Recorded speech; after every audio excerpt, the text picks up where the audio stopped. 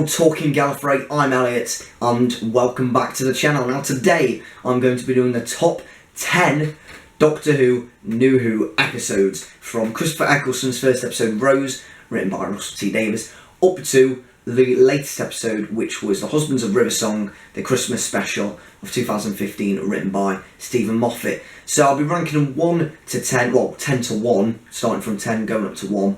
Highlighting my favourite episodes, little explanation why, and then showing you a clip from the episode. So yeah, without further ado, let's get started. Now just before we get started in this video, I want to apologise because some of the reviews and some of the little things I'm saying about the episodes aren't brilliant. I'm not used to this. It's the first time I've ever actually tried to review something like this and talk about something I'm very passionate about to a camera. So I apologise about it. But I do hope you'll still enjoy the video. Now in 10th place, my 10th favourite New Who episode is written by Stephen Moffat. It's Blink. Now for most people this is quite low down the list because a lot of people say it's either in their top 3 or it is number 1. For me it's my 10th favourite. As much as I love it, it's not quite up there with some of the other episodes that I'm going to talk about later on. It's written by Stephen Moffat. I absolutely love this episode. It's scary, keeps you hooked throughout, it's tense. The Doctor's not there, so you don't know quite what to do. It's interesting to see Sally Sparrow, one-off companion, have to juggle about with this sort of wibbly-wobbly, timey-wimey stuff. Little quote there from the episode. I love the Weeping Angels as well. They're scary. I love the concept of them. And I'm happy they've popped up again, hopefully in Series 10, which is going to be Stephen Moffat's last series. He brings them back for an episode. Absolutely love the episode, as I've said. But yeah, now let's show you a clip from the episode. Don't blink. Don't even blink. Blink and you're dead. They are fast, faster than you could believe. Don't turn your back. Don't look away and don't blink. Good luck. Now the next episode on my list is the first episode of Matt Smith's run and the first episode that Stephen Moffat wrote as the head writer, I think it's called, of Doctor Who. Yes, it's the 11th Hour. A fantastic episode. Which introduces the new Doctor, the 11th Doctor, fantastically well. Introduces the companion of Amy Pond fantastically. Rory is also fantastic in this. Plus Azira is a nice little one-off monster that I do like. The Atraxes, a bit stupid, you know, massive eye, but still, throughout the whole episode, absolutely love it. This was the first episode they used I Am the Doctor by Murray Gold, which is probably my favourite piece of music from Doctor Who completely. Absolutely love it. One more, just one. Is this world protected? But you're not the first Doctor to have come here. Oh, there have been so many. And what you've got to ask is, what happened to them?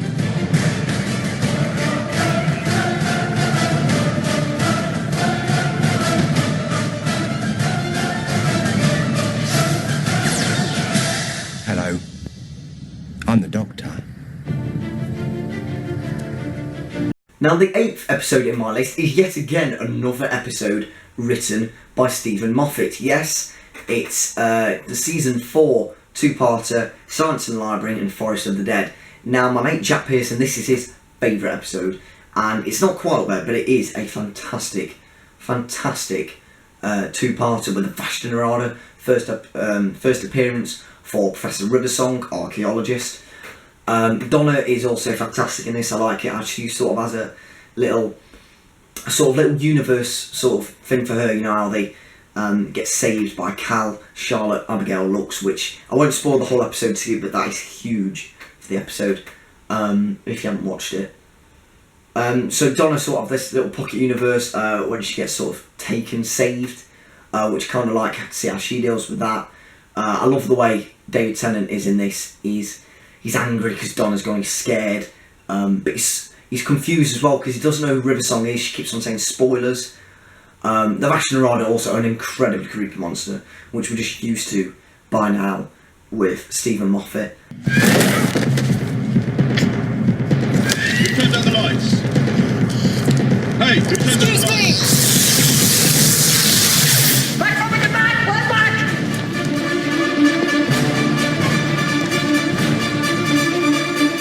Now the next choice is a kind of an interesting one. It's from Series 5, and it's Amy's Choice, episode 7.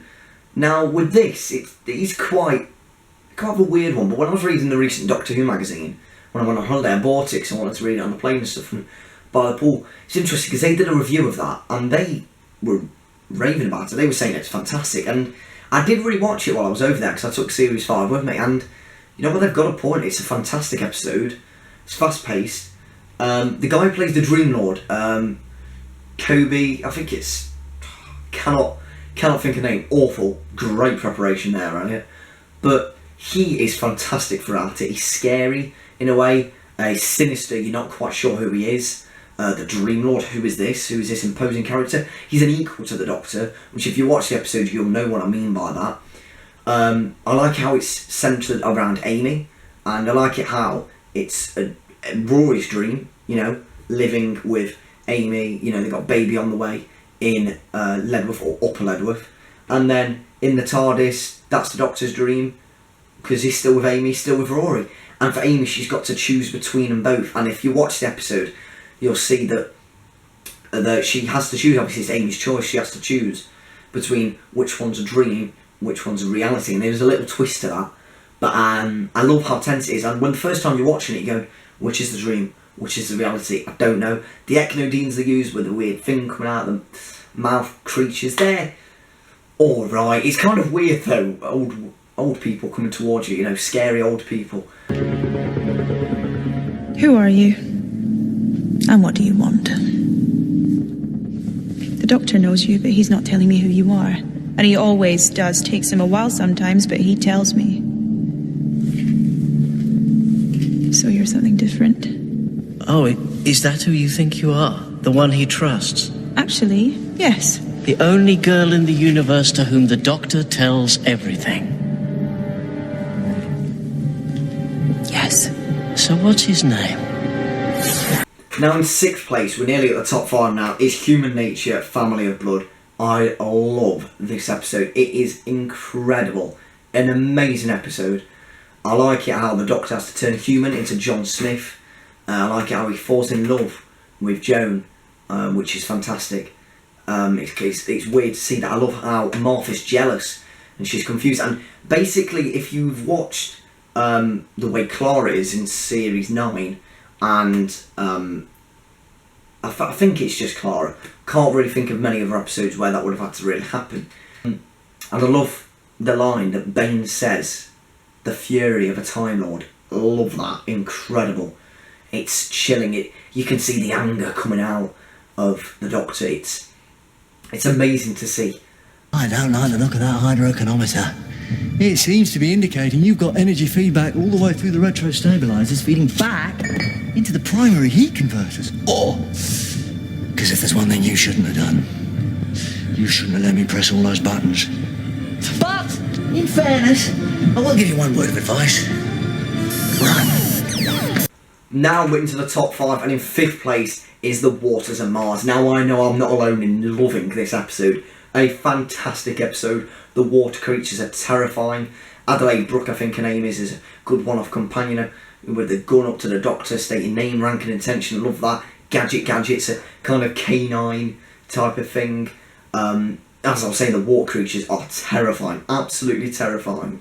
And one of the monsters I'd love to come back to Doctor Who. And also, I am genuinely quite still scared of them now. They're really quite creepy. You know, one drop is all it takes to take you over. But as for this episode, yes, again, you see the anger of the Doctor come out. You know, the fury of the Time Lord. He doesn't care. He's a Time Lord. He is the one that makes up the rules. He'll save who he wants, because the people on the Mars base are meant to die. They're meant to die. Then it's a fixed point in time. But he doesn't care. He saves them. He doesn't care what anyone thinks. He doesn't care about the rules anymore. He just takes over. And just for the episode overall, it's fantastic. It keeps you hooked all the way through. And obviously, if you've watched the David Tennant area, you know, he will knock 4 times. That nearly happens, and he goes mental about that. And it's fantastic. It's a great build-up as well. And then right at the end, you see Ood Sigma. And, oh, it's just... You know what, after I recorded this, I think I might go back and rewatch it. We've got to go.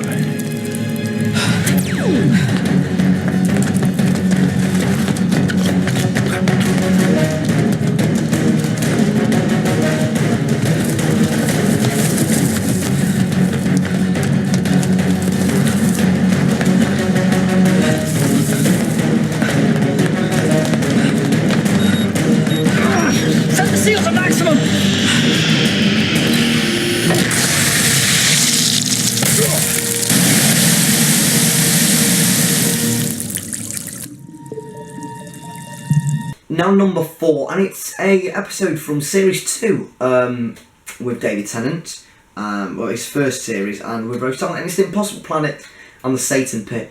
The Ood are a great creature. It's creepy with the beast, or the devil, taking over Toby's head, who's making him kill people. Then they take over the Ood, who've got the little orbs who kill people. The Satan Pit is the second part, where it opens up and the Satan, the devil, is in there. Terrifying stuff. It's weird, the Doctor's confused. Rose is scared, then they go down, then the Doctor's trapped down in the pit.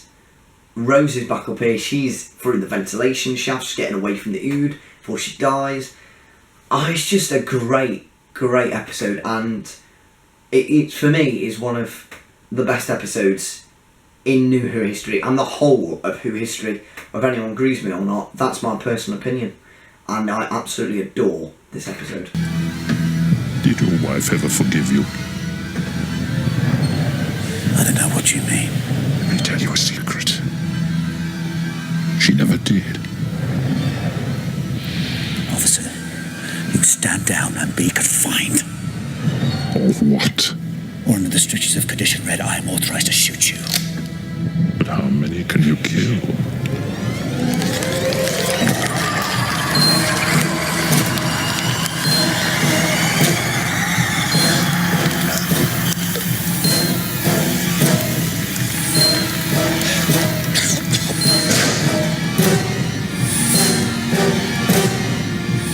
We are the Legion of the Beast. Rose? What is it, Rose?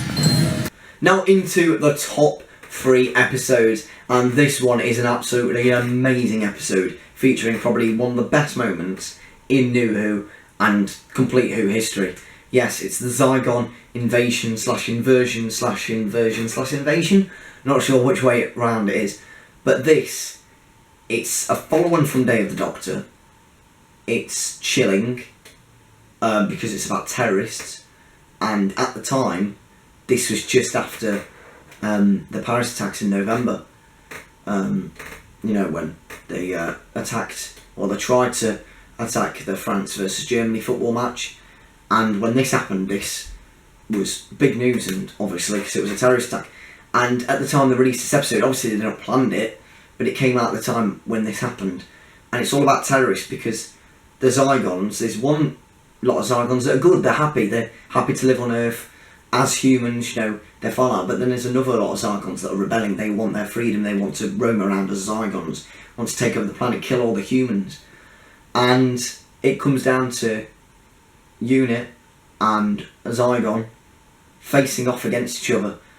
They can choose one button to kill all the Zygons, one button to free all the Zygons, which would obviously spark war. And then that leads on to Peter Capaldi, the 12th Doctor, doing the best speech I've ever heard, ever, which every military leader in the world needs to listen to. He's saying, what happens? What happens when you get what you want? What happens to the other people that want their freedom? They don't want to follow your regime anymore. What happens to them? And then she goes, we'll win. But it doesn't work like that. The Zygons, for me, are a great creature. They're fantastic. And just the way it also leads on from Day of the Doctor, how the siege they got, what they did, because they had a ceasefire. They said, no, we'll stop, Zygons can live, millions and millions of Zygons can live on Earth as humans, and, carry on with day-to-day life. But then the Zygons, half the Zygons just go, no, the ceasefire's over, we're going to take over. And if you do go really watch this episode, after this, or if you've watched it recently, you'll see what a great episode it is, and peak part of the speech, I'll say again, is absolutely amazing. The troublemakers. How are you going to protect your glorious revolution from the next one? We'll win. Oh, will you? Well, maybe you will win. But nobody wins for long. The wheel just keeps turning. So come on. Break the cycle. Why are you still talking? Because I want to get you to see, and I'm almost there. Do you know what I see, Doctor? A box. A box with everything I need. A 50% chance. For us too. And we're off! Fingers on buzzers! Are you feeling lucky? Are you ready to play the game? Who's going to be quickest? Who's going to be luckiest? This is not a game! No, it's not a game, sweetheart, and I mean that most sincerely. Why are you doing this? Yes, I'd quite like to know that too. You set this up. Why? Because it's not a game, Kate. This is a scale model of war. Every war ever fought right there in front of you. Because it's always the same. When you fire that first shot, no matter how right you feel, you have no idea who's going to die. Now, my second favourite ever episode in Doctor Who, which I was very torn whether to put this at number 1 or not. It's a bit of a surprise one, actually, for most people. It's Flatline from Series 8.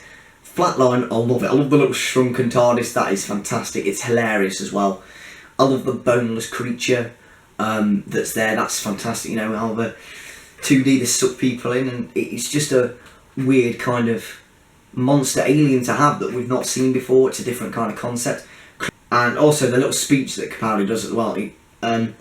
The role that you want to play as the monster, then I have to play my role. I'm the man who defeats the monsters. I don't think that's the exact thing.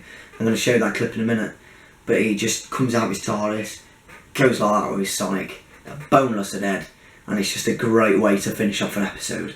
I tried to talk. I want you to remember that. I tried to reach out. I tried to understand you, but I think that you understand us perfectly. I think that you just don't care. And I don't know whether you are here to invade, infiltrate, or just replace us. I don't suppose it really matters now. You are monsters. That is the role you seem determined to play, so it seems that I must play mine.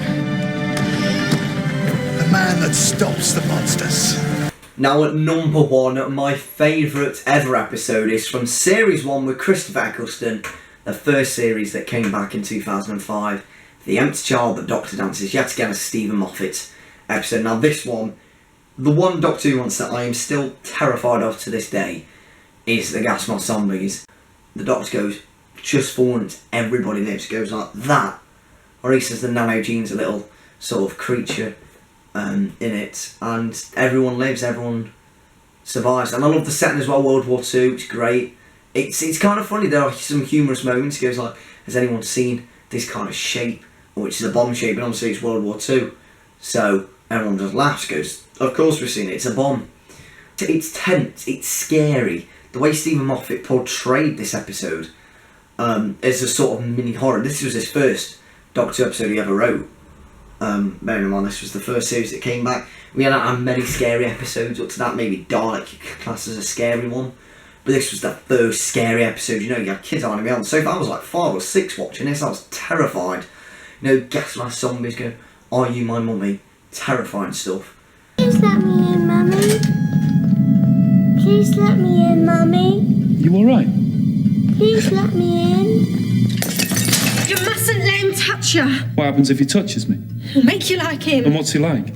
I've got to go. Nancy, what's he like? He's empty. It's him. He can make phones ring, he can. Just like with that police box you saw.